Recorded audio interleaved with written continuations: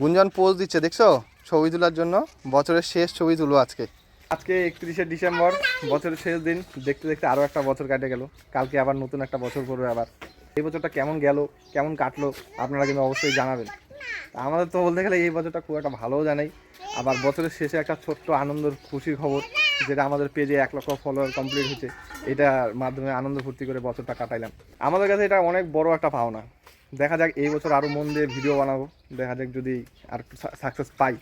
এই 1 লাখ হয়েছে, যদি এই বছর 5 লাখ যেতে পারি তাহলে তো সেই আনন্দ।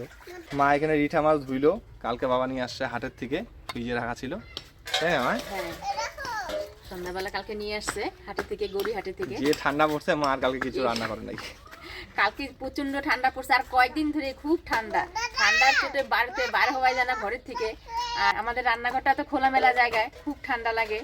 তো কালকে আর রান্না করি নাই। তো আজকে রান্না করবো রিঠা মাছ নতুন আলু দিয়ে। মাছটা ধুয়ে নিলাম, চলেন রান্না করে যাই। গুঞ্জনের সেই আনন্দ, আবার একটু কষ্ট তো সারা জীবনের জন্য, আর কি করা যাবে। শুধু কি মাছের ঝোলই করবো? হ্যাঁ, মাছের ঝোল করবো না, সাথে সিম চচ্চড়ি করবো সরষে বাটা দিয়ে। সরষে বাটাতে সিম চচ্চড়ি? সিম চচ্চড়ি। সিম কি গাছের সিম আমাদের নাকি? গাছ থেকে তুলে নিয়ে আসি সিমটা। মাছ কুয়ার পর থেকে ধুয়ে নিয়ে আসলাম। তো আমি একটু হালকা গরম জল দিয়ে ধুয়ে নিব। রিঠা মাছ তো একটু অন্যরকম গন্ধ আছে, গরম জলটা দিয়ে একটু ধুয়ে নিই। এই মাছটা দেখে এরকম মনে হয়, কিন্তু রান্না করলে কিন্তু একদম শক্ত হয়ে যায়, তাই না? এই মাছটা না, শক্ত হয়ে যায়, মানে নরম দেখলে হবে কি, দেখে মনে হয় কত দিনের নরম হয়ে গেছে মাছটা। আর এই মাছটা তেলাক্ত মাছ তো, ওই বরফে আনতে আনতেই না ছাল উঠে যায়, শক্ত হয়ে যায় মাছটা। মাংসের মতন রান্না হবে এটা, তাই তো? হ্যাঁ, এটা একেবারে মাংসের মতো রান্না হবে। এই যে একটু উষ্ণ জল দিলাম মাছটার মধ্যে, মাছটা একদম টাইট হয়ে গেল।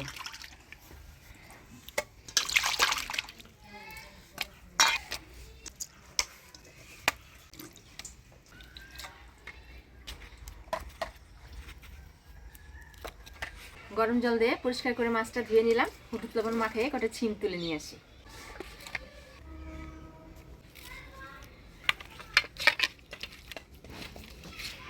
শীতের দিনে এই রিঠা মাছটা খাইতে খুব ভালো লাগে। মার একটা কাজের সখী হচ্ছে। হ্যাঁ, আমার গুঞ্জন। হ্যাঁ, আমি গুঞ্জনকে বলি এটা আনো তো শোনা, আমাকে আনিয়ে দেয়। মাছটা হলুদ লবণ দিয়ে মাখাই নিলাম। এবার চলেন কটা সিম তুলে নিয়ে আসি গাছি থেকে।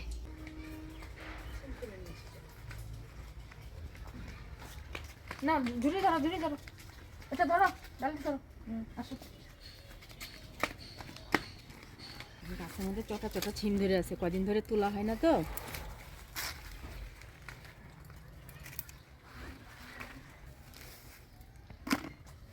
কালকে কতজন খাবে হ্যাঁ, ওটা মিলে টাকার হিসাব করতে হবে। আচ্ছা, অনেক কাজ করে দেয় রে। আজকে আমরা কি খাবো গো?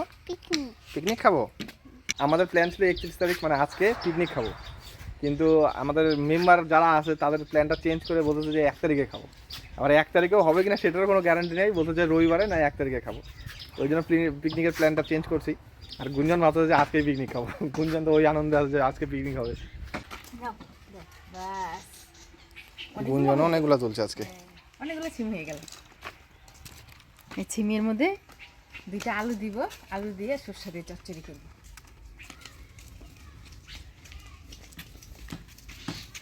তুলে নিয়ে আসলাম, মা এদিকে সবজিগুলো কাটে দিবে, আমি মশলাটা করে নিই। মশলার মধ্যে আমি আদা জিরা ধইনা শুকনো লঙ্কা একসাথে বেটে নেব।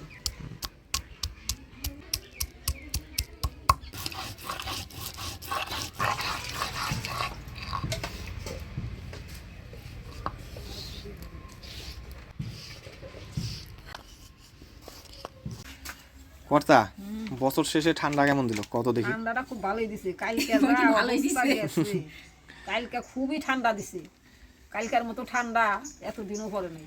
তাই এই যে কালকে যেরকম কুয়াশা পড়ছে না, ফোটা একেবারে বৃষ্টির মতো পরিষ্কার হয়ে গেছে আজকে, সেই রোদ উঠছে।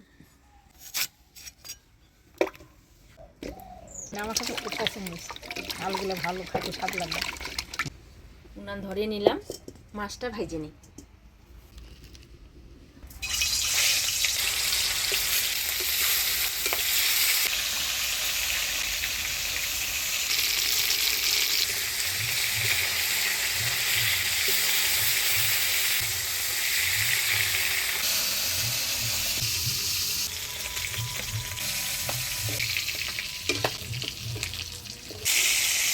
মাছগুলো সব ভেজে নিলাম, এই তেলে আলুগুলাও ভেজে নিব।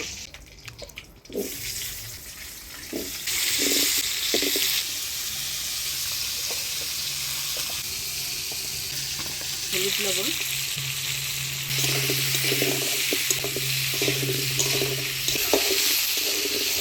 আলুটা আমি হলুদ লবণ দিয়ে ভেজে নিলাম লাল লাল করে, এবার তুলে নিব।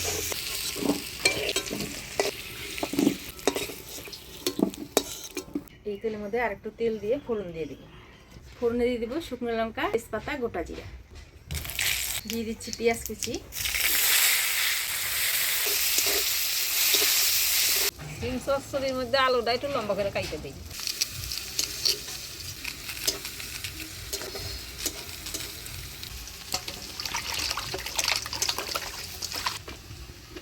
পেঁয়াজটা লাল হয়ে আসছে, এবার দিয়ে দিচ্ছি থেতো করা রসুন, দিয়ে দিচ্ছি বাটা মশলা, ধনিয়া, জিরা, আদা, লঙ্কা বাটা, দিয়ে দিলাম হলুদ, লবণ,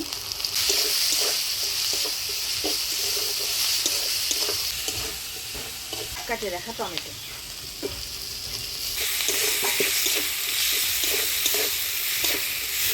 টমেটো দিয়ে নাড়াচাড়া করে নিলাম, এবারে দিয়ে দিব মশলার বাটি ধোয়া জল।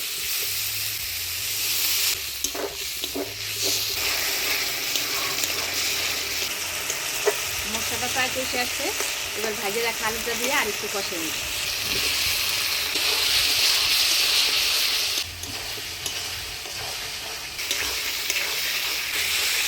মশলার সাথে আলু দিয়ে ভালোভাবে কষে নিলাম, এবারে জল দিয়ে দিই।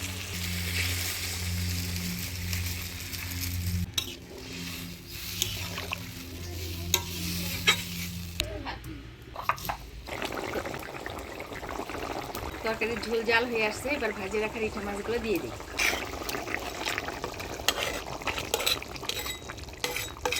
মাছটা থেকে কিন্তু তেল উঠছে আমার।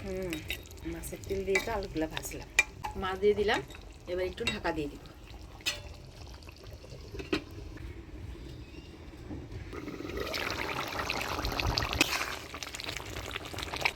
হয়ে গেলে নতুন আলু দিয়ে রিঠা মাছ রান্না। এবার গরম মশলা দিয়ে নাড়াচাড়া করে নামিয়ে দেব। গরম মশলা বাটা,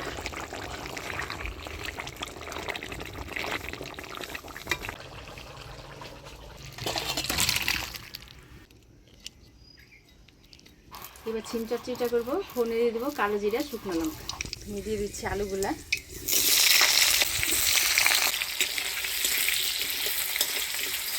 ফোড়নের তেলে আলুটা নাড়াচাড়া করে নিলাম, এবার দিয়ে দিচ্ছি চিনি, দিয়ে দেবো হলুদ, লবণ,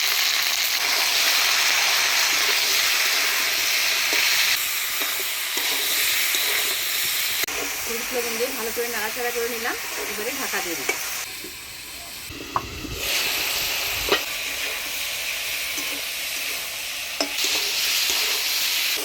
আরও চিনটা ভাজা ভাজা করে নিলাম, এবার সরষা বাটা দিয়ে দিই।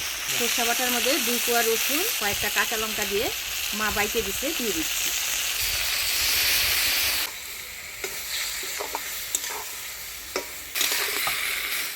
সরষের একটু মাখা মাখা রান্না করবো, একটু জল দিয়ে দিই। এবার আর একটু ঢাকা দিয়ে দিই।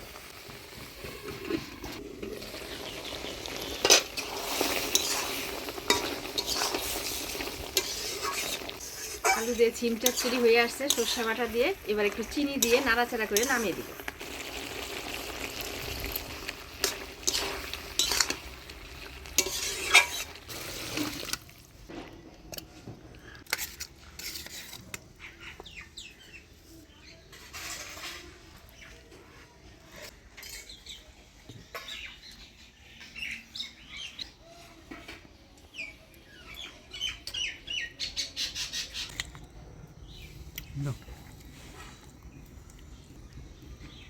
बस खाई नहीं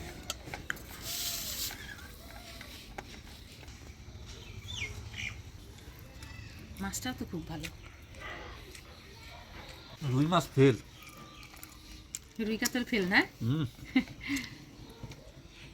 মাছটা দেখেই বোঝা যাচ্ছে না ভালো হবে মাছটা, আর মাছটা ভাজছি না সেই তেল উঠছে মাছটা থেকে। ঝোলটাও স্বাদ হয়ে যায়। গুঞ্জনকে বলা হয়েছে আজকে পিকনিক খাবো, ও হাতে থেকে সত্যি মানে পিকনিক খাবে। এই যে পিছে পিছে পিছে পিছে ছিল, তারপরে খাওয়ার আগে দেখো ঘুমায় পড়ছে ও। জলদি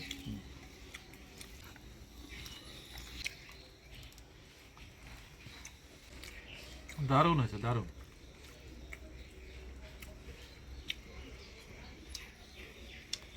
মানে পয়সা দিয়ে কিনে নিয়ে আসছি না, পয়সা ওষুধ। তাই হুম।